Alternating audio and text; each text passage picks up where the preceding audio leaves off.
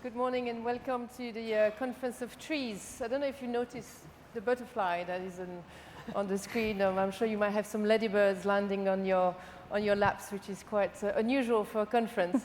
So welcome. So I'm Sophie Lambin. I'm the CEO of Kite Insights and the founder of the Climate School, which is capacity building for employees that are in need of a massive upskilling to understand what is happening. So it's a real pleasure to welcome my speakers today to talk about head teachers' tactics, how schools can prepare the student to a changing climate. And I have to say, having been here for the last 2 days, I have a sense that the children have a lot to teach us, in fact. And I don't know if you heard about the session we had here yesterday with 9 climate activists that were both incredibly knowledgeable, engaged, humbling in the way they presented themselves in the desire to work in a coalition format rather than overly focusing on the leadership of one of the youth.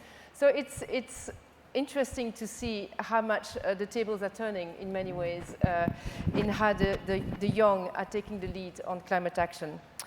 So today our objective is really to explore the kind of world pupils will inherit and how we can best prepare them to thrive. So I'm just going to actually introduce my speakers, if I may.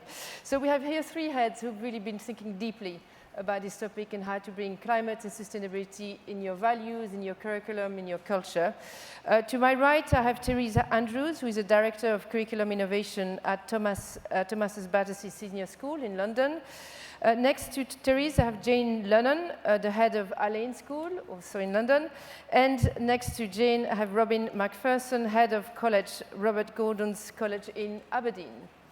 So welcome to the 3 of you. So maybe I'll start with a quick round of questions. How would you characterize the level of engagement of your pupils in your school? And would you say that it is equally distributed level of engagement? Maybe just a few words to start the conversation. Therese, why don't you kick us off? Absolutely. I think the children in our school really care very deeply about the environment and the climate crisis. They're very heavily involved in initiatives that we run in school. And we're responding to that by developing our curriculum to ensure that the climate crisis is threaded throughout all of the subjects that we teach in the secondary school. So we don't want it to be limited to geography or science, which is where often it gets put. We want to make sure that the issue of climate is really threaded in all of the subjects and they get the opportunity to learn about it across their curriculum. Great, and we'll come back to the methods in a minute, but you say your sense is that the level of engagement Absolutely. And you've high. Seen it evolving recently? Yeah, I think in the media there's so much information now about the climate crisis that they're accessing and they're worrying about their futures, so it's really important that we respond to it. Jane, how would you characterize the level of engagement? Yes, I thank you. Lovely to be here, Sophie. I think that in 30 years in education, I haven't seen such profound engagement with one issue as I am witnessing now with children in my school, and indeed more broadly. This is, quite understandably, quite reasonably, this is an issue that has generated massive passion and ownership in our young people. So it's not completely universal, of course, and I think one of the things that we do need to tackle is the difference between a very profound emotional connection and that turning into significant behaviour change, and that's not just for young people, that's for all of us, isn't it? So I think that's part of where education can come in. But in terms of emotional connection with the issue of the vulnerability of our climate and a sense of responsibility for that, definitely it's like nothing I've seen before. No, and we'll come to that in a bit, but you're always sort of looking ways of engaging your students about something. So there is an opportunity there, in effect, in engaging children about the possibility of action on that topic. But Robert, how would you characterize the level of engagement? It is profound, and I think this is an issue where we as teachers and school leaders are really pushing at an open door to get pupils to be actively involved in it.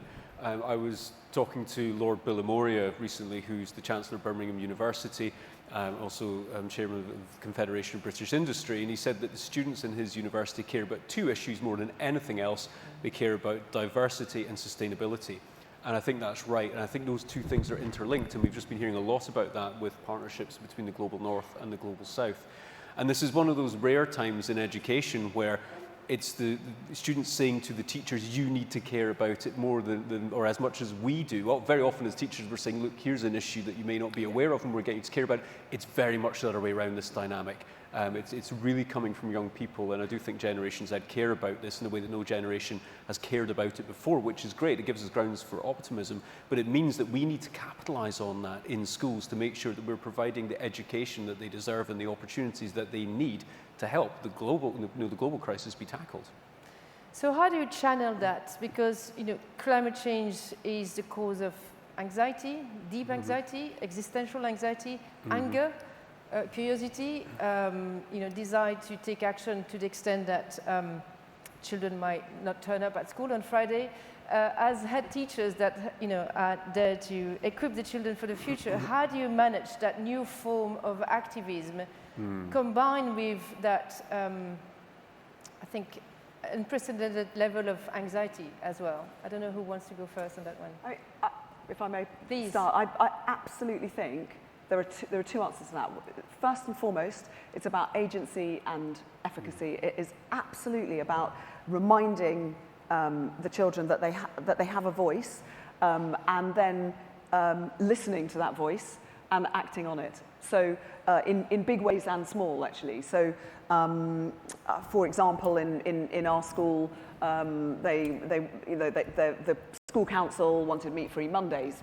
We do meat-free Mondays. They asked for work on heating. So we had a day where we turned the heating down by 5 degrees. Everyone could wear their own jumpers. They absolutely loved that. And then since then, the heating's never gone up to the same level. So and they know that. They agitated for an electric minibus. We have an electric minibus. They wanted bikes. So it's really about giving them a sense of their power, and that the micro things that they are doing have a macro effect. And one of the things that I'm reflecting on, actually, as I was preparing for this, is I think we could do more of this in my own school, is showing the data. So showing them, look at how much waste we have reduced. Look at what our carbon levels are now. Our carbon levels gone down by 80% in the last 2 years. Making sure that we share that with our pupils. So that feels we can empower them, and if they feel that they are powerful, that they actually have agency in this issue, then that does a lot to reduce the sense of anxiety. That's a great point. And the lived experience of doing it themselves rather than being taught about it, yes, or reading about it, I think that's quite transformational. I don't know, Robert or Therese, if you want to comment on that. Yeah. Absolutely. I think we have to give them the opportunity to take responsibility and reconcile tensions and dilemmas that they face, and to create new value, which are actually the OECD's transformative competencies for learning in 2030. And we really have to make sure that we have the infrastructure and processes in place that can happen. And I think it's also about equipping our adults with the confidence and the training that they need to be able to respond to what the children are saying, because absolutely the children are really passionate about it, but sometimes I think the adults are not sure of where to take things, and I think that's one of the things that we're looking to do. Interesting. I'll come back to that. Robin. You raised a fascinating question about how do we harness that activism, and I feel slightly torn about the climate strikes on Fridays, because we want our pupils to stay in school and learn, and we'd like to see schools being the engine of that change. But if they feel that they'd be more active and more effective in leaving school and demonstrating, then do we encourage that or not? And I think all teachers feel a little bit conflicted about that. My feeling is that there was we're talking about this later on today, a decade of education on sustainable development between 2005 and 2014. And there's two ways to think about how well that worked.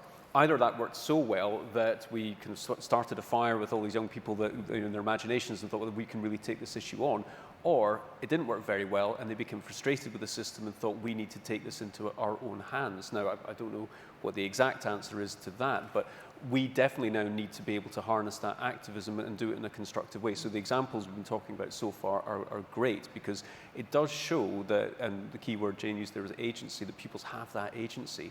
Schools need to think about what they're doing educationally, so it's the curriculum, it's pedagogy, but they also need to think about the operational side. And that's the kind of area that students have not often been able to influence very much. Now they do in a really big way. So I think that's really exciting, and it proves that they're being listened to and what they're saying is being acted upon.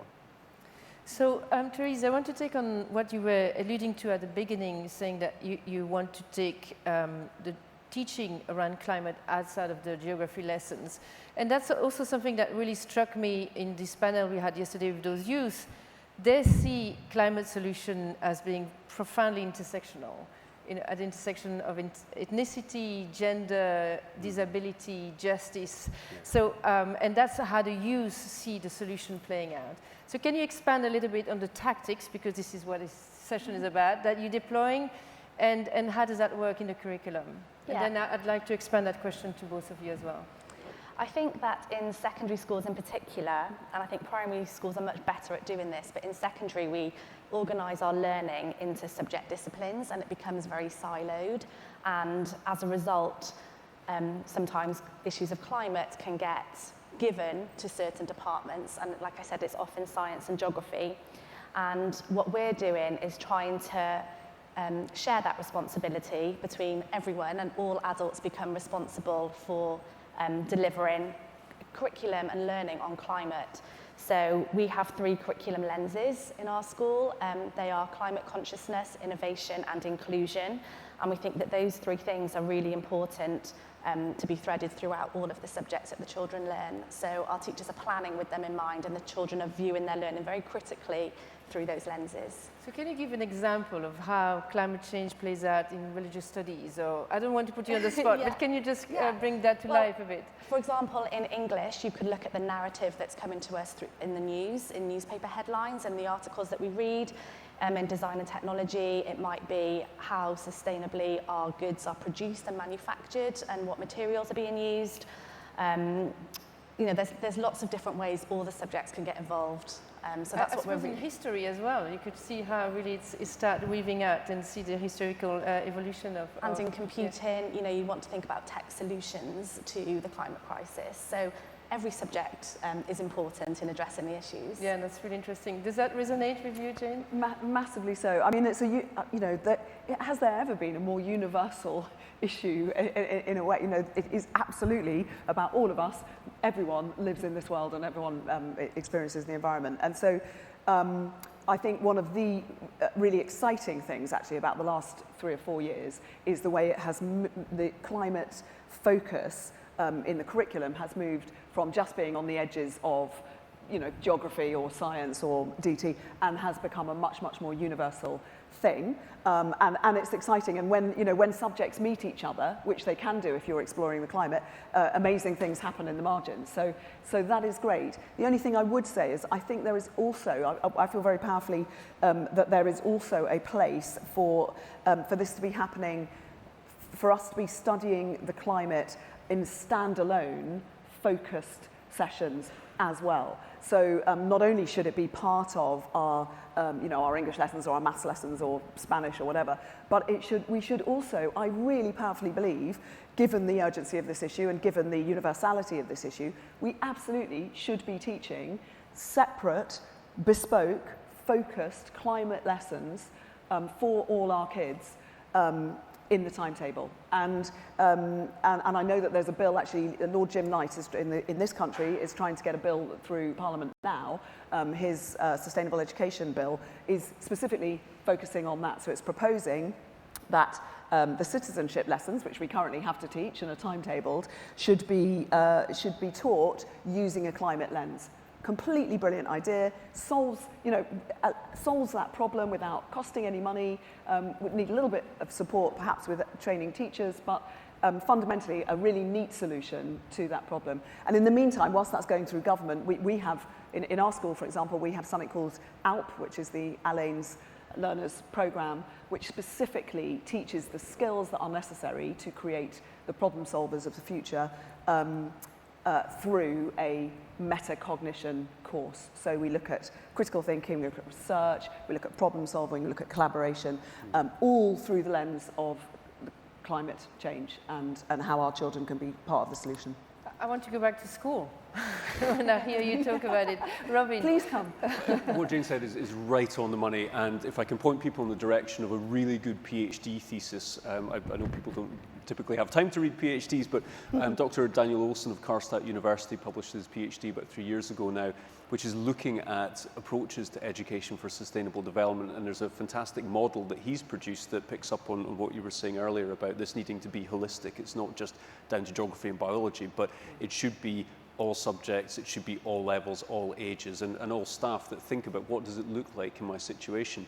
There's also another very good research paper that goes back to 2007 by Vare and Scott that talks about the difference between education for sustainable development and education as sustainable development. And the difference, I mean, there's a role for both, but the second one they say is marked very much so by critical thinking and metacognition, exactly what Jane's been talking about. And that's why it looks different in different subjects, because you might be a maths teacher and think, well, how on earth do I do this? Well, you don't have to be necessarily talking about the same thing that all our subjects are talking about. You do think, how do we critically interrogate numbers and data? That's a meaningful skill that helps us navigate the climate debate. So the other thing that emerges in this research is that it is very much domain specific. If we're trying to do something broad brush that everyone's doing the same thing, that doesn't really work. In terms of effect sizes, and this is getting quite technical, I know, but those of you who know your John Hattie stuff will know that anything with an effect size of 0.4 and up is a meaningful intervention that is worthwhile pursuing. And actually, most of the global programs on ESD, Education for Sustainable Development, only have an effect size of about 0.2. And the main reason for that is because pupils have been told this is the right thing to do, that's the wrong thing to do. There's been no critical thinking. So when they come up against an issue where actually it's quite complex, they don't know what to do. And therefore, they might have a degree of sustainability consciousness, but not necessarily the action competence to then follow through and behave in a different way. Hence why programs that we've been talking about and approaches like this do make a difference. They do have an impact. So this is your vision as lead heads of schools. How do you bring along the whole organization? Because you need to align upskill teachers, align the entire organization around that. Put aside the students for a moment. How does that work, and what are the barriers you face, if any, in making that happen? So, it's a really pertinent question for me, because I started as head of Alain's in January last year, so brilliantly right in the middle of a lockdown in this country. And so we are right now thinking about developing our next 10-year plan and strategy. And one of the things that my senior team and the governors and I have been wrestling with is, should we have, in the various pillars that we've got, you know, exciting areas that we're focusing on, should we have sustainability as one of those, or should it in fact be so germane to every single thing that we're doing that it's actually part of everything? I don't need a separate topic for that, because it should underpin everything. And we are moving towards that last interpretation, actually, that you know, it is if we are not approaching everything we do with a sustainability lens, then we are doing a massive disservice to our children and indeed to our institution and indeed to education, full stop. So that's one answer. And the other answer is, I think it has become much easier to talk about this and to really push for change in this area, because everyone, you know, because of the work of the media, because of the incredible work of young activists, because, as you rightly said, Robin, because it's coming up from our kids. It's hard to ignore there is such a moral imperative to listen to the future generation. You know, how can we ignore what they're saying? I think everybody's bought into it, but to do the kind of transformation that you're talking about, it's an investment of time, yes, and money. It's a changing of processes. Teachers are incredibly stretched for time. How do you create the condition for that kind of transformation in your organization? I think part of it, we have to go back to before our own organisations and think about policy, because at the moment, especially in secondary schools, teachers are trained in one subject area and they become very passionate, quite rightly, about that area. and it's hard, I think, sometimes for them to see their job as outside of that area. If I'm a geography teacher, then this is what I'm responsible for, and if I'm a science teacher, this is, my role. And I think that as part of our training for teachers, we should be thinking, what are the holistic things that those people need to do? It's not just about climate, but that is a huge part of it. It's about inclusion. It's almost like literacy. Everyone becomes responsible for it. So I think that we have to go back a step, actually, and look at the way we train teachers. Because you also have the catering team and the parents. But Robin, what's your experience? Well, if I can frame it more widely, thinking about the opening event that we had here 2 days ago, and I thought the panel on journalism was fascinating, and what that really explored was the idea that we've moved past the point of a debate about whether or not climate change is happening.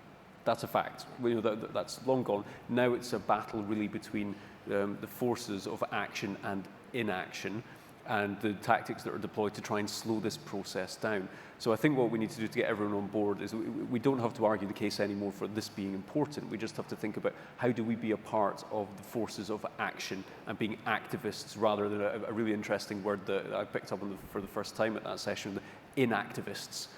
People who are actually committing their time to being inactive or trying to slow everything down. That's really the battleground for us. And actually, I think in schools, do we really actually have that as an issue? No. I don't think there's anyone who's really against this. I think that's probably something for bigger companies and people that need to turn profits. They need to maybe get more people on board. But in schools, everyone really is pulling in the same direction. And what we should be doing, certainly as teachers, is modelling that. Yeah. Absolutely. It means an awful lot to our pupils when they can see us making changes in our own day-to-day lives that they think, brilliant, they get this, they actually practice what they preach. I mean, for children, and I'm thinking in your Aberdeen as well, Robin, it can get quite personal, right? Because very much so, yeah. The parents of a lot of those pupils' jobs is at stake. Yeah, and in my school community, it's definitely a huge issue because Aberdeen as a city is the energy capital of Europe, and oil and gas are still big, but the companies are working very hard to try to transition to renewables. And it's not a question of do we or do we not, it's about how quickly can we do that and how effectively can we do that. And Nicola Sturgeon was sitting right here a couple of nights ago talking about potentially a new oil field being explored off Shetland, and the argument there is that oil field needs to be developed to create the finance for longer term change. And you're thinking, well, isn't that one step forward but two steps back? And those are the kind of discussions that we have, and it is significant for our community. We have lots of our pupils, their parents depend on energy for their jobs, and it's not just about actually working on an oil rig, but more about things like IT or HR. It's a huge area. So that transition needs to happen effectively, and I think the interesting thing here is whether or not we can make the economy and the financial model of sustainability actually sync with everything else. And that's where we talk about that in schools. And coming back to the Olsen PhD, he points out that we need to think about sustainability as an environmental thing, a social thing, and an economic thing. And I think the economic education has got a huge part to play in this. In fact, can I just add something? Yes, just a warning to the audience that I'm going to come with some questions, so if you can think about what you want to ask. Please, Jane. So I was just going to say that, that always when you're educating, the job is to try and give as complete a picture as you possibly can. And I think that certainly part of the ALP course that I was just talking about a moment ago, is about circular thinking. It isn't just, here's a problem and here is the easy answer. That's what critical thinking that we are hoping to instill in our children. It actually across all subjects, not just in particular climate-focused courses. It is about trying to understand the nuances, the whole picture. These are the business implications of this decision. And actually, it goes back to your question: how can we bring people on board? Another thing is, get the children as much as possible involved in the business elements of the school. A couple of years ago, can't take any credit for this because I wasn't there, but when our school was looking for new investors, was going through a process of procurement for new investors, we had a student panel who sat and listened to all the pitches and were key in choosing the new fund managers for our school investments, predicated on their sustainable credentials. And therefore, our children were not just thinking what are the environmental implications, but they were also really aware of the business implications, what it would mean in terms of return and growth and so on. So that's what education is for. It is about trying to help our children understand the whole picture. And the same, of course, with staff, with governors, with parents, all stakeholders. It's really trying to be as subtle and complete as we can be in exploring these issues and discussing solutions. Yes, Therese, Yeah, please. I just wanted to, you've reminded me of something that we're doing in our school, where the children are getting an opportunity to really think about that experience holistically. And we've introduced a lesson called Exhibition, where the children get to work on their own projects, and it's not linked to any subject, but they can choose for it to link to a subject. And it's about their agency and responding to problems that they face. And one of our children recently got upset. She's in year 7, and she wanted to design and manufacture a product, set up a website, sell the product, raise money, and to donate it to a climate change charity, in a term. And we kind of said to her that might be, a lot to take on in a really short amount of time. But it just gave, it shows how much they really care about it. And when you give them the opportunity to do something on their own, they really can fly with it and have got lots of really good ideas. Yeah. Wonderful. So I'd like to open to the room if you have questions. What I'll do is I'll take, if there are questions, 3 questions. So maybe take notes of what they are. Yes, please go ahead. Hi there. It was really interesting what you were saying earlier on about the emotions that climate change has evoked in our children. Rage, things like existential dread, activism, hope, all these things. One of the emotions that I've encountered in my own practice as a teacher is fatigue. And a lot of the students are bombarded every single day with this climate change debate and climate change news, climate change panels just like this one, to the point where they've become a little bit jaded by the whole thing and don't want to talk about it. So I guess my question is mainly to Therese, but to the other panelists as well, is if your education is embedded within every one of your subjects, how do you get over that fatigue that can be present in them? Great. I might take another 2 questions. Down here at the front. Yeah, thank you. Please. Yes? Hi. My question is about for teachers that are in public education or really need to stick to a very strict curriculum, what is your advice for incorporating climate education in those settings, maybe just in your own personal classroom, if maybe the school or school administration isn't as on board? Thank you. And a third one at the front. Hi there. We've recently run a summit with schools across Scotland and with schools overseas, specifically on the climate issue. And we kind of envision it as a springboard for those schools to go towards a whole school approach on learning for sustainability and climate education. Because if you look at Scottish policy, there's the 2013 Learning for Sustainability as an entitlement for all students. The question I've got for the panel is, where do you think the difficulties have been in actually bringing that about, in the barriers to actual implementation of a whole school approach for every school in Scotland? Great, thank you. So how do we deal with overstimulation, fatigue on the topic?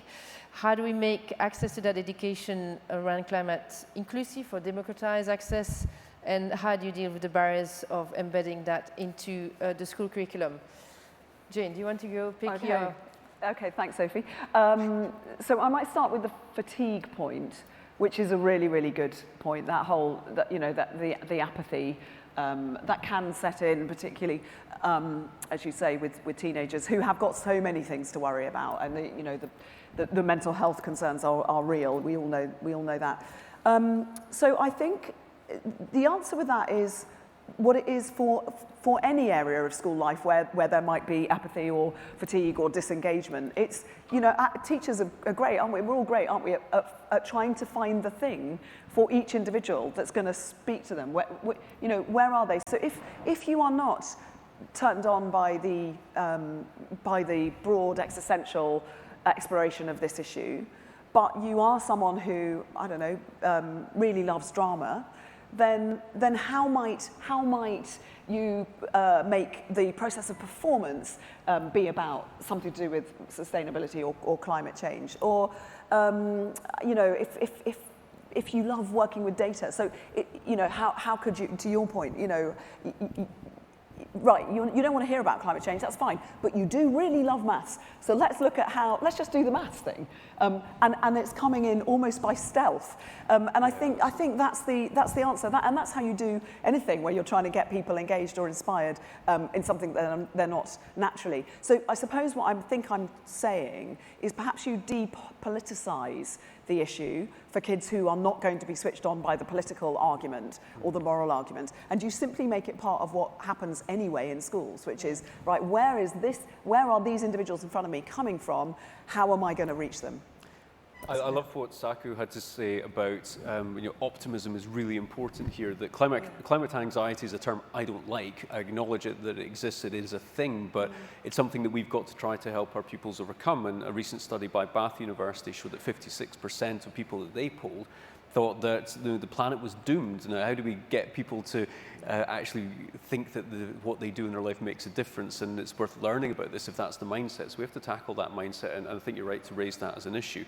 And what we've learned from the research on ESD is that at age 12 to 15, teenagers really just switch off with this. They don't like it being rammed down their throats. In fact, schools that explicitly taught about this were reporting negative effect sizes compared to schools that did not in that age bracket. So up to age 12, there's huge enthusiasm. So we need to capitalize on that. 12 to 15, used a good word there, stealth.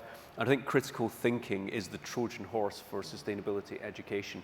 If we can get children thinking critically in any way, shape, or form about anything to do with evidence, with truth, then we're really preparing them to be able to engage with the big issues that they start really switching back onto from age 15 to 18, where there's something of a corrective effect. Another thing worth being aware of is that there's also a gender difference. Girls care about this more than boys do. So actually, if in your school communities you're getting boys aged 12 to 15 to really switch on to this, then that's when you know you're getting further forward. And I thought it was fascinating to know more actually about the work that you've been doing. You talked about the conference that you've had. How do we make this more of a whole school thing? What are the barriers? Huge barrier is time, teacher time and professional learning.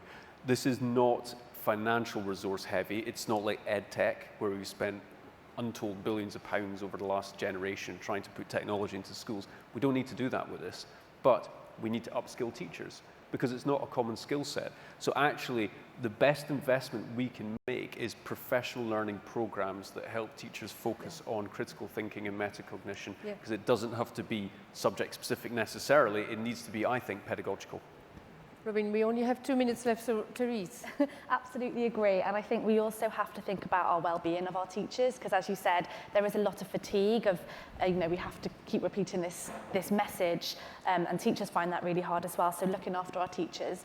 But I also want to raise the pressures of external exams and thinking about how we might do that differently in the future. It's very focused on subject disciplines, which doesn't necessarily give children an opportunity to think beyond them and across them, which I think is a missed opportunity. But what about the issue of making sure that this education around climate is inclusive, that is not an elitist play, and that everybody, whatever system they're in, have access to that kind of education? I think that there's lots of different things that we could talk about in this sense. That's a very big question at the end of the panel, I realize, but I just wanted to acknowledge what was said earlier. I think that the extracurricular offer can be a really strong part of that, and giving pupils opportunities to participate before and after school in the ways that they're interested in, which is not necessarily linked to a curriculum that you have to deliver as part of what the government says. I think that can be one way. Interesting. Jane? And I would also say this is one area where the shocker of COVID has been a really good thing, is that in this country now, all schools have technology and can link in a way that they couldn't have done a year and a half ago. And that means that the capacity for all schools, across the globe actually, but particularly in the UK, to the capacity for them to share resource, ideas, discussions, and not absolutely emphatically not just teachers, but much more importantly, kids themselves. That's game changing and not time heavy, not particularly resource intensive. But will change the conversation. So I think that's how we democratize this. That level of understanding will have such a repercussion on the choice that children make in the skill they acquire. You were talking about girls being early adopter of action. They will need STEM skills for that green economy more than ever.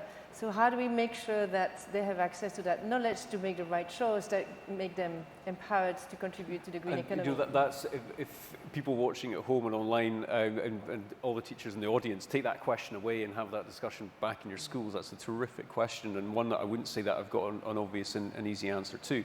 One thing that's really interesting that emerges from one study done in America was that pupils from affluent backgrounds were actually more resistant to being taught about this. Largely because they might get picked up from the front of their school in a great big 4x4 and off they go, and their plane is booked for their holidays kind of thing. So actually democratizing it, there's a different dynamic there where I think pupils are really receptive across all age groups and categories, but you want to get them to make sustainable choices in their own life, and the little things make a big difference. So actually actively demonstrating that, I think, is the way to democratize that. Great, and we sort of start a massive debate at the end of a panel that could have been a whole panel in itself. Yeah. But maybe a final 1 or 2 words, what makes you hopeful? I think the children, just their passion and what they want to achieve in the future, they really, really care, and I think that they will be able to make a difference. Yeah, absolutely. This makes me hopeful. This is an incredible thing. The fact that, that this COP event has had such an impact, the fact that education is now such a critical part, sitting alongside the COP event, the fact that there is such energy and urgency and engagement, and also, can I just say, real joy, real positivity, real sense of fun and hope in this discussion. So that's what makes me excited. Yeah, the activism and energy that young people are showing right now is real leadership, and that's wonderful. And I also think that what we've got now is a chance to reposition education within the wider sustainability debate. I hope that people are realizing now that education, actually, if there is a silver bullet, this is it. Yeah. And actually this event is a good example of that, because I think that this was the first one to sell out in the whole program. People are so focused on education, is like, okay, well that could be the start of everything. It's the bedrock of everything, I think. Wonderful. And I'll say, as a parent, Amanda, myself, what makes me hopeful is that our children will not just be taught about it, but we have the lived experience of leadership, of being empowered, of being more closely connected to nature, and will come in the world of work with that determination. So thank you so much for your great contribution, and thank you for your great question as well. Thank you very much. Thank you.